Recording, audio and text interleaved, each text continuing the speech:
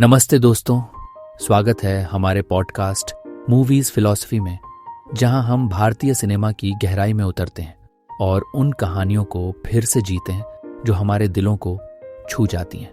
आज हम बात करने जा रहे हैं एक ऐसी फिल्म की जिसने प्यार, बलिदान और जिंदगी के मायने सिखाए। जी हां, हम बात कर रहे हैं 2003 की सुपरहिट फिल्म कल हो ना हो की, जिसे निर्देशित किया है निखिल आडवाणी ने और इसमें मुख्य भूमिका में है शाहरुख खान, प्रीति जिंटा और सैफ अली खान। इस फिल्म की कहानी न्यूयॉर्क की पृष्ठभूमि में बुनी गई है, जो एक तरफ हंसी खुशी से भरी है तो दूसरी तरफ गहरे भावनात्मक रंगों से रंगी हुई। तो चलिए बिना देर किए डूबते हैं इस खूबसूरत कहानी में। परिचय, एक उदास जिंदगी की शुरुआत। फिल्म की शुरुआत होती है नैना कैथरीन कपूर, प्रीति जिंटा से, जो एक MBA स्टूडेंट है और न्यूयॉर्क में अपनी विधवा मां जेनिफर, जया बच्चन, अपाहिज भाई शिव, गोद ली हुई बहन जिया और अपनी दादी लज्जो सुषमा सेठ के साथ रहती है। नैना की जिंदगी में उदासी इस कदर बसी है कि वो हर चीज को नकारात्मक नजर से देखती है। उसकी मां जेनिफर एक छोटा सा कैफे चलाती है जो घाटे में है और कर्ज के बोझ तले दबा हुआ है। नैना के पिता ने आत्महत्या कर ली थी जब उसे उनकी सबसे ज्यादा जरूरत थी। इस घटना ने नैना को अंदर से तोड़ दिया है। घर में तनाव का माहौल है क्योंकि दादी लज्जो जेनिफर को पति की मौत का जिम्मेदार मानती है और गोद ली हुई जिया को अपनी पोती मानने से इनकार करती है। वो नैना की शादी एक सरदार से करवाना चाहती है और इसके लिए मैट्रिमोनियल साइट्स तक का सहारा लेती है, जो नैना को बेहद परेशान करता है। नैना की जिंदगी में दो दोस्त हैं, रोहित पटेल, सैफ अली खान, जो एक गुजराती अमेरिकन है, और एक फ्लर्टी लेकिन दिल का अच्छा इंसान है, और स्वीटू देलनास पॉल, जो नैना की पड़ोसी और दोस्त है। रोहित अपने दिल की बातें एक काली डायरी में लिखता है जिसे वो किसी को नहीं दिखाता।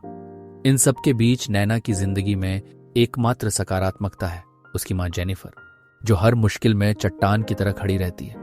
लेकिन इस उदास जिंदगी में एक नया रंग भरने आता है अमन माथुर, शाहरुख खान, जो नैना के पड़ोस में आता है और सब कुछ बदल देता है। कहानी अमन का आगमन और जिंदगी का नया रंग। अमन माथुर एक ऐसा शख्स जो अपनी मुस्कान और सकारात्मकता से हर किसी को जीत लेता है। वो नैना के परिवार की उदासी को देखता है और उनकी जिंदगी में हस्तक्षेप करता है। वो जेनिफर के कैफे को एक भारतीय रेस्टोरेंट में बदलने का सुझाव देता है और देखते ही देखते ये रेस्टोरेंट सफल हो जाता है। परिवार की आर्थिक स्थिति सुधरती है और नैना, जो पहले अमन की इस बेपरवाह और अति उत्साही रवैये से चिढ़ती थी, धीरे धीरे उससे प्रभावित होने लगती है। अमन की एक बात जो नैना के दिल को छू जाती है वो है, जिंदगी बहुत छोटी है नैना, हर पल को जी लो क्योंकि कल हो ना हो। लेकिन कहानी में ट्विस्ट तब आता है जब रोहित को नैना से प्यार हो जाता है और वो अमन की मदद लेता है अपने दिल की बात कहने के लिए। नैना, जो अब तक अमन को पसंद करने लगी थी, रोहित को बताती है कि वो अमन से प्यार करती है। रोहित टूट जाता है, लेकिन अमन एक और झटका देता है। वो नैना को बताता है कि वो शादीशुदा है और उसकी पत्नी का नाम प्रिया सोनाली बेंद्रे है। नैना का दिल टूट जाता है और वो वहां से चली जाती है, लेकिन हकीकत कुछ और है। अमन एक गंभीर बीमारी से जूझ रहा है जो उसके दिल को कमजोर कर रही है। वो जानता है कि उसकी जिंदगी ज्यादा लंबी नहीं है और इसलिए वो नैना को अपने प्यार से दूर कर देता है। वो कहता है अपने दिल से, प्यार करना आसान है लेकिन उसे छोड़ देना सबसे मुश्किल, पर मैं ये करूंगा नैना, तेरे लिए। चरमोत्कर्ष, बलिदान और सच्चाई का खुलासा। अमन अब नैना और रोहित को एक करने की ठान लेता है।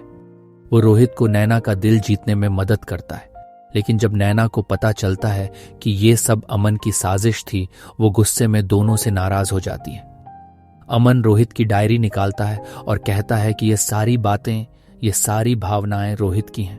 वो कहता है, देख नैना, प्यार का मतलब सिर्फ पास होना नहीं, कभी कभी दूर होकर भी किसी को खुश करना होता है।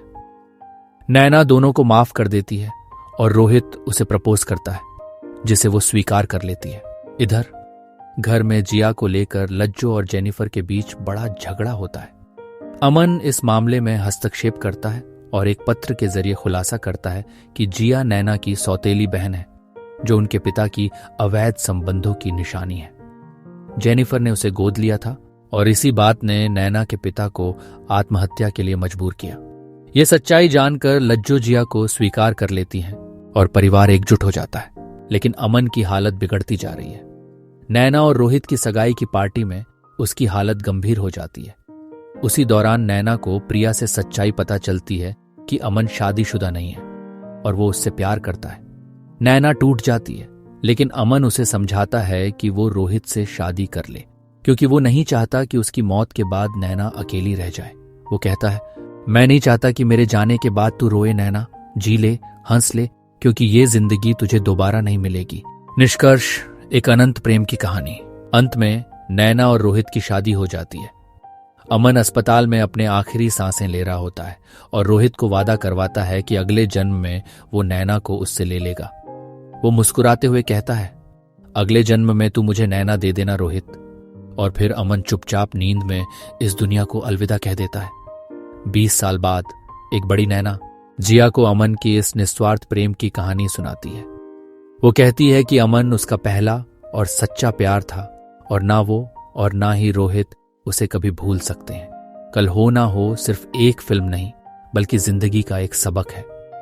ये सिखाती है कि प्यार का मतलब सिर्फ साथ होना नहीं, बल्कि किसी की खुशी के लिए खुद को कुर्बान करना भी है। अमन की वो बात, हर पल यहां जी भर जियो जो है समा, कल हो ना हो, हमें याद दिलाती है कि जिंदगी अनमोल है, इसे हर पल जीना चाहिए। पॉडकास्ट सेगमेंट कल हो ना हो के दिलचस्प किस्से। 1. शाहरुख खान की रीढ़ की सर्जरी और शूटिंग। क्या आप जानते हैं कि शाहरुख खान ने इस फिल्म की शूटिंग रीढ़ की हड्डी की सर्जरी के बाद की थी? कल हो ना हो के कुछ बेहद भावुक सीन, जैसे अस्पताल वाले दृश्य, उन्होंने दर्द में होने के बावजूद पूरे किए। इस फिल्म में उनका इमोशनल प्रदर्शन इसलिए भी इतना असरदार था। 2. करण जौहर का इमोशनल प्रोजेक्ट। कल हो ना हो को लिखा था करण जौहर ने और ये उनके दिल के बहुत करीब थी। असल में उन्होंने ये कहानी अपनी मां के लिए लिखी थी ताकि उन्हें दिखा सकें कि जिंदगी कितनी कीमती होती है। 3. नयनतारा का किरदार असल जीवन से प्रेरित था। जया बच्चन का किरदार जेनिफर कपूर, ईसाई मां, करण जौहर की नानी, ग्रैंड मदर से प्रेरित था, जो एक मजबूत और स्वतंत्र महिला थी। 4. प्रीति जिंटा का नाम नैना कैथरीन कपूर। नैना का मिडिल नेम कैथरीन शायद ही किसी को याद हो, लेकिन फिल्म में सटली दिखाया गया है कि नैना ईसाई और पंजाबी बैकग्राउंड की है। ये डाइवर्सिटी फिल्म की कहानी में गहराई जोड़ती है। 5. शुरू में शाहरुख नहीं थे लीड रोल में। इस फिल्म के लिए पहले सलमान खान और सैफ अली खान को कास्ट करने की सोच थी, लेकिन जब शाहरुख इस प्रोजेक्ट में आए तो सब कुछ बदल गया। शाहरुख की एंट्री के बाद फिल्म को नया आकार मिला। 6. अमन का पत्र और उसकी आवाज। जब अमन नैना को पत्र पढ़ता है, असल में रोहित को पढ़ने देता है, तो उस सीन में बैकग्राउंड म्यूजिक और शाहरुख की वॉइस ओवर दर्शकों के लिए बेहद इमोशनल बन गई। उस वॉइस ओवर को सिंगल टेक में रिकॉर्ड किया गया था। 7. न्यूयॉर्क की असली लोकेशन शूटिंग। फिल्म के ज्यादातर हिस्से न्यूयॉर्क में असली लोकेशनों पर शूट किए गए थे, जैसे ब्रुकलिन ब्रिज, टाइम्स स्क्वायर और सेंट्रल पार्क। उस समय यह भारतीय फिल्मों के लिए नया चलन था। 8. टाइटल सॉन्ग बना था आखिरी में। कल हो ना हो टाइटल ट्रैक फिल्म की स्क्रिप्ट लिखने के बाद जोड़ा गया था। इसे शंकर एहसान लॉय की तिकड़ी ने बनाया और जावेद अख्तर ने लिखा, जिसने फिल्म की आत्मा को आवाज दी। तो दोस्तों, ये थी कल हो ना हो की कहानी। हमें बताएं कि इस फिल्म ने आपको कैसा महसूस करवाया। अगले एपिसोड में हम फिर मिलेंगे एक नई कहानी के साथ। तब तक के लिए जिंदगी को जी भर जियो, क्योंकि कल हो ना हो। धन्यवाद।